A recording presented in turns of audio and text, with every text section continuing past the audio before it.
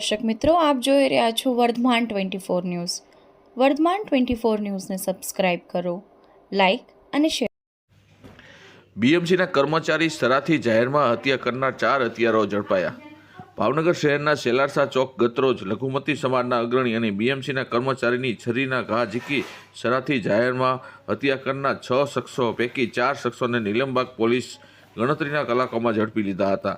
જેમાં ફિરોઝ રુસ્તમભાઈ શેખ ઉંમર વર્ષ 36 રહેવાસી અમીપરા, સરફરાજ ઉર્ફ નાનૂર રુસ્તમભાઈ શેખ ઉંમર વર્ષ 34 રહેવાસી અમીપરા, શાહરૂખ બશીરભાઈ મલેક ઉંમર વર્ષ 18 રહેવાસી અમીપરા તથા રાહિલ ઇનુસભાઈ અબીમણા ઉંમર વર્ષ 27 રહેવાસી વડવા બાપેસરા કુવા પાસે ભાવનગર વાળાઓને પોલીસે ઝડપી લઈ તપાસનો દોર આગળ ધપાવ્યો છે.